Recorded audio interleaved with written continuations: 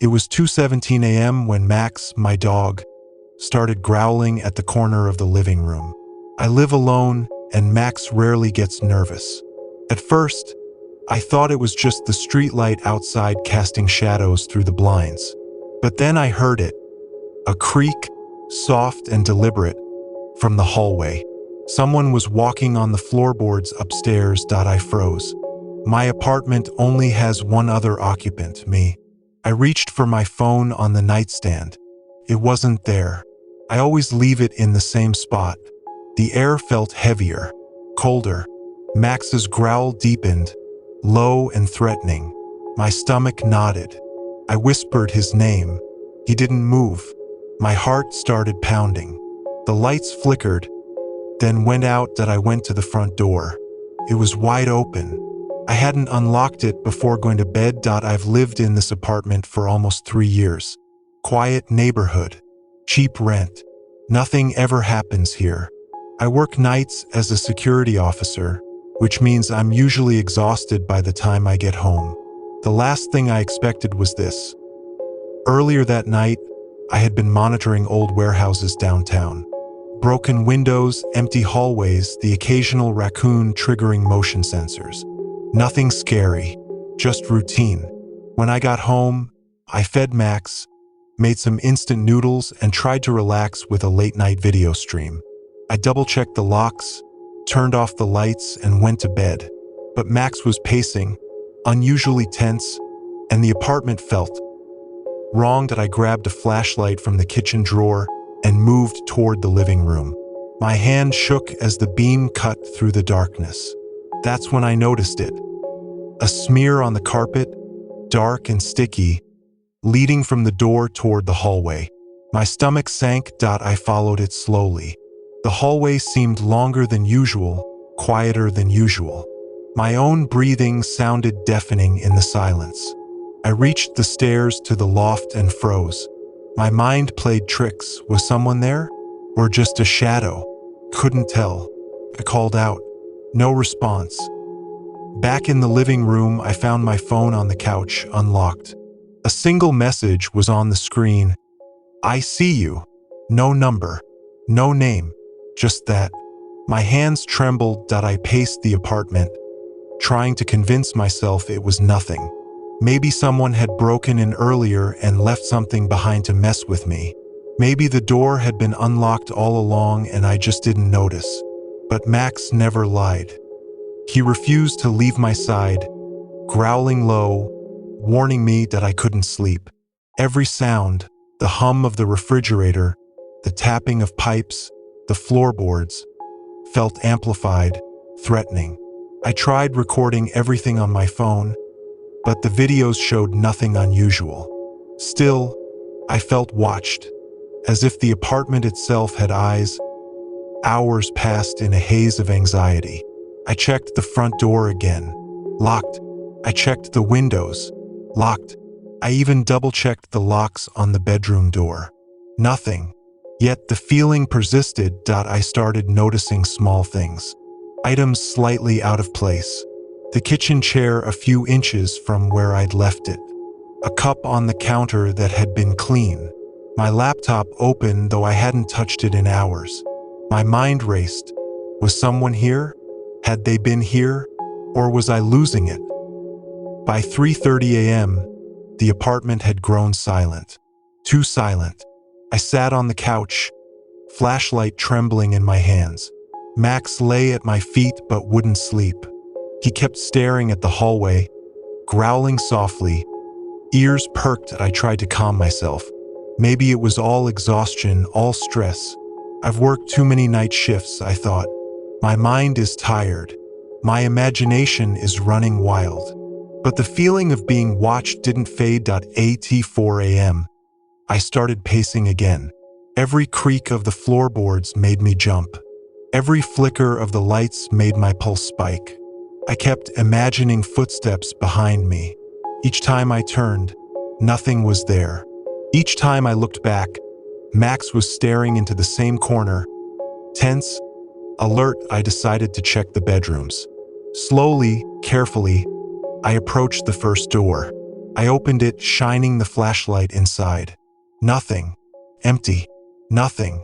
I exhaled, shaking. My hands were trembling. I moved to the second bedroom, the spare. Same thing. Empty.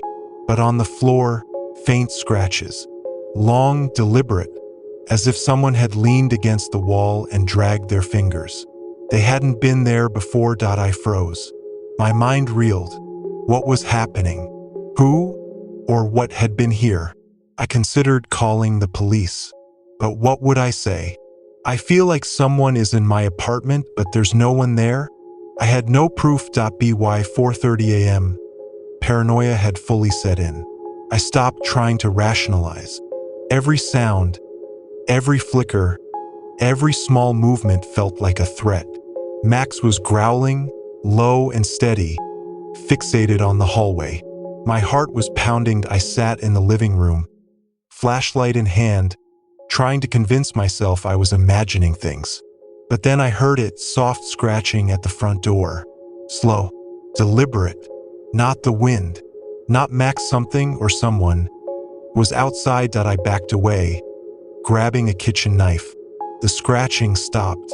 Silence. I strained my ears, waiting. Nothing.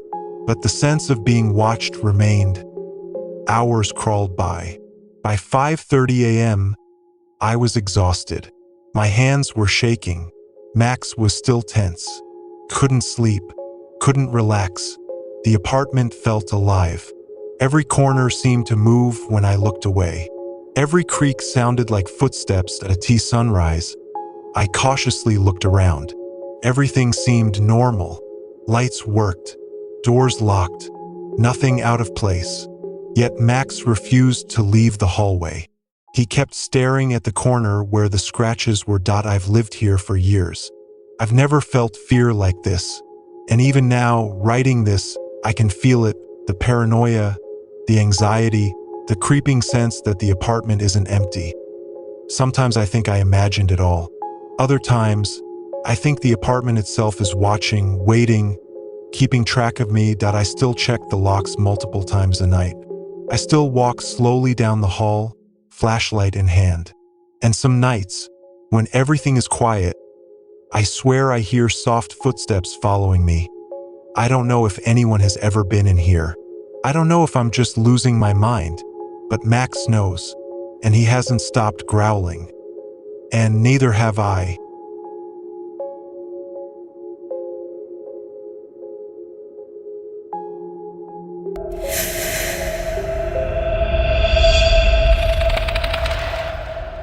Started with noises. At first, I thought it was normal. The faint footsteps of neighbors walking around late at night.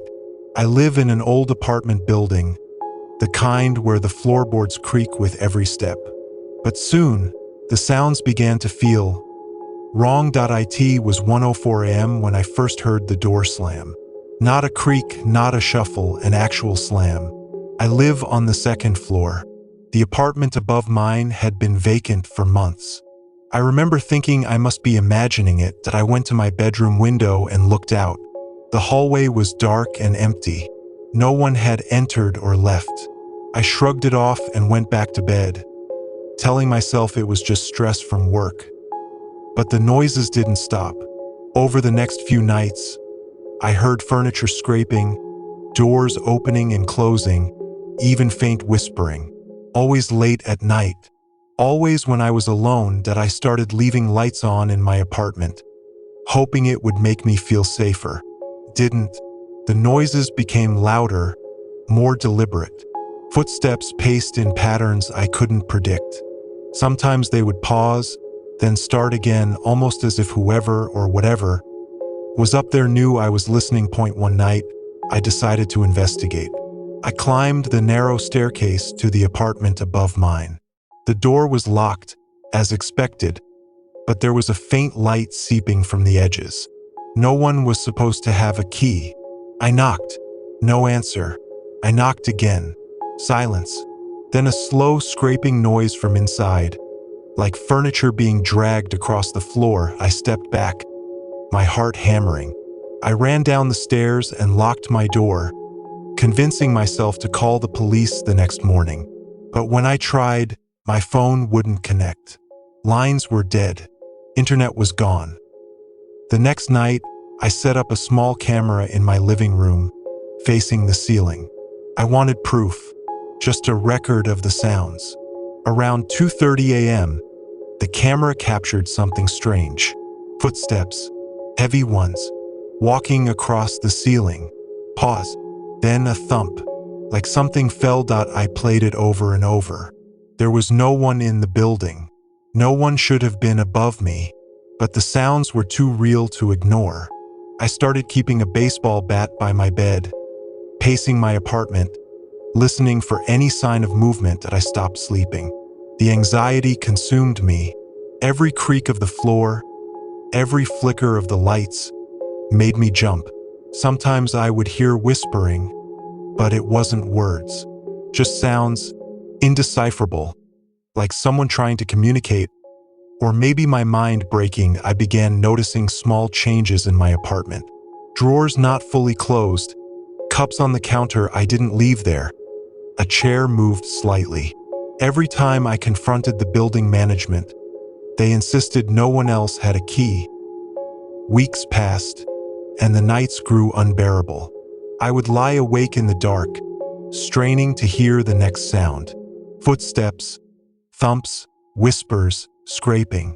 Always at night, always precise, always unsettling. One night, I decided I couldn't take it anymore. I left my apartment for a walk, hoping the cool night air would calm me. As I stepped into the hallway, I froze. The hallway light above the apartment above me flickered on. Not a bulb flicker. It turned on intentionally, like someone was watching me. I ran outside, breathing heavily. My neighbor across the hall never turned on their lights. I went back in the morning, thinking maybe it was a wiring issue, but the unease lingered. The apartment above me was empty.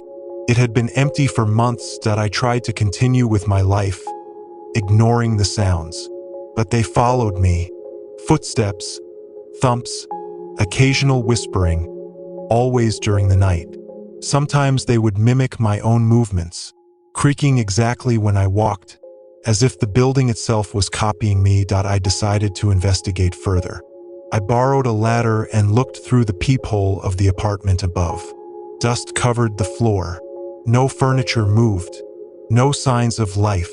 But on the wall near the center of the room, someone had scratched words into the paint. "You hear me?" I stared at it, frozen. No one was there. No one could have been. And yet, I felt eyes on me. Every creak of the building, every subtle noise, made my skin crawl. I left the apartment quickly. Sleep became impossible.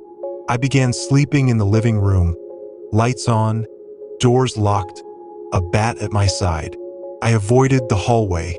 I avoided the ceiling. I avoided looking up. But the noises persisted. Then came the dreams. Vivid, terrifying dreams of footsteps pacing above me. Dreams of whispering voices, incoherent but insistent. Sometimes, in the dream, the ceiling would fall in, and I would wake with my heart racing, Max barking beside me. I tried friends, neighbors, anyone. No one heard anything. No one saw anything. They all said I was imagining it, that stress from work was catching up with me. Maybe they were right. Maybe it was stress, paranoia, exhaustion. But I knew the sounds were real. I could feel them. I could hear the pattern in the pacing, the rhythm in the thumps. It was deliberate, targeted, watching me. Eventually, I moved my bed against the wall farthest from the ceiling. I changed apartments within the building. Still, I would hear soft thumps above at night, faint whispering almost like echoes. The building was old. Floors creaked. But I knew the difference. I knew when it was just normal. Months later, after I finally moved out, I visited a friend in a newer building. That night, lying in bed, I heard it. A single thump above me, then another, Then a soft scraping. My stomach sank.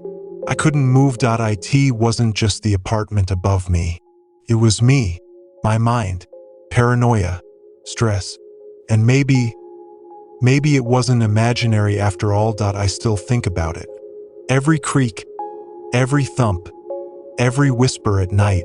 I can't shake the feeling that someone or something is listening and always pacing above me.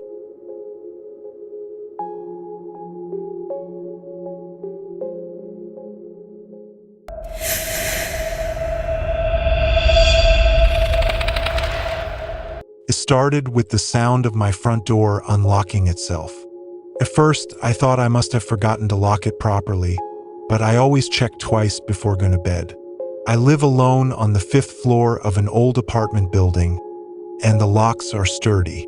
I've never had any problems before. It was 11:42 p.m. when I first noticed it. I had just finished washing dishes and was about to go to bed. The faint click of the deadbolt turning made my stomach drop. I froze, staring at the door. My heart was racing.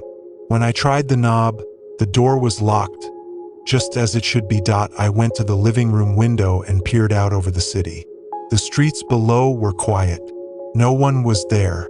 I laughed nervously, telling myself I was imagining it.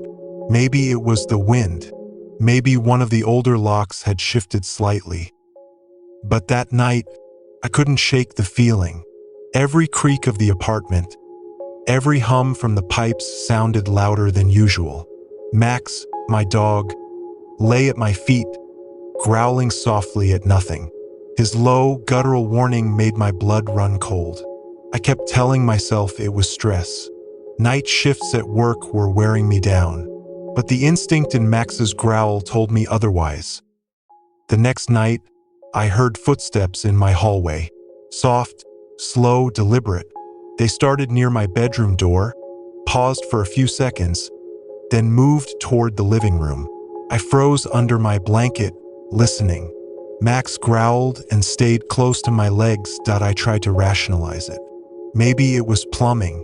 Maybe the neighbors upstairs moved furniture late at night. But the timing was precise. Every time it happened only when I was alone. Always after 11 p.m. I began leaving lights on, pacing my apartment, locking and relocking the door multiple times before going to bed. Every time I tried to sleep, I felt a presence, a weight pressing on me, a sensation that someone was in the apartment with me, even when I couldn't see them. One night, around 1:15 a.m., I heard it, a voice, whispering my name, clear, not muffled, not distant, my own name, John, soft, almost teasing. My blood ran cold. My hands shook. I grabbed my phone, intending to record it, but the battery was dead. I didn't remember leaving it so low. I checked the living room. Windows closed. Door locked. Max growled and stared into the darkness. I tried to calm myself. Maybe it was imagination. Maybe I was losing sleep. But the voice was unmistakable. Over the next week, the incidents increased. Footsteps paced closer to my bedroom, sometimes stopping just outside the door. Faint scratching at the doorframe. Doors that had been closed fully opened slightly, then fell shut on their own. Every noise felt intentional, almost playful. As if someone was testing me, I set up a small camera in my living room, aiming it toward the hallway. Around 2 a.m., I reviewed the footage. Nothing moved. No one was visible, but the sounds continued. Footsteps, scraping, whispering. Too precise, too deliberate to be random. I began to fear my own mind. Sleep became impossible. I began lying awake for hours, clutching a baseball bat. Max refused to leave my side. I kept imagining movement just outside my field of vision. Shadows shifted in ways that shouldn't have been possible. Sometimes, I was sure I saw someone standing at the end of the hallway, but when I blinked, nothing. One night, after days without real sleep, I awoke to a soft scratching at the door. Slow, deliberate, my heart hammering, I stepped forward to confront it. Nothing. Max barked once, low and warning, then whimpered. I locked the door again and backed into the bedroom, shaking uncontrollably. A week later, I returned from work to something horrifying. The deadbolt on my door was scratched, long, deep lines etched into the metal. My stomach dropped. I had locked it, always, and Max barked and growled nonstop at the door. I called the building management. They claimed no one else had a key, but the scratches were real. I considered calling the police. But what would I say? Someone is scratching my door, pacing outside, whispering my name, but there's no evidence. They would dismiss it. Maybe they were right. Maybe I was imagining things. But I knew I wasn't. Every night, every sound, every subtle movement confirmed it. Someone or something was in my apartment, watching, testing, waiting. The incidents escalated. Footsteps began mirroring my movements. I would pace the apartment, only to hear the same rhythm above me, then behind me. Whispering intensified, scratching increased. Max stayed close, growling constantly, refusing to let me out of his sight. One particularly terrifying night, I woke to the sound of a chair scraping against the kitchen floor. I grabbed my bat and crept toward the noise. My hands shook violently. I turned the corner. Nothing. The chair had moved. No footprints. No evidence. Just the chair, slightly out of place. I realized then that it wasn't just outside. Whatever or whoever it was knew my habits, knew my patterns, was inside my head, predicting my movements. I began sleeping in short bursts. I barely ate. The apartment felt alive. I could feel eyes following me. I could hear breathing in the darkness. Everything I touched seemed slightly altered when I looked back. A mug moved, a drawer slightly open. Nothing huge, nothing obvious, just subtle enough to drive me insane. Eventually, I moved out. I changed buildings, apartments, even cities. I thought it would end. I thought I could escape. But sometimes, when I lie in bed at night in my new apartment, I hear it. A soft creak, a faint whisper. The sensation that someone is pacing behind me, just beyond my vision.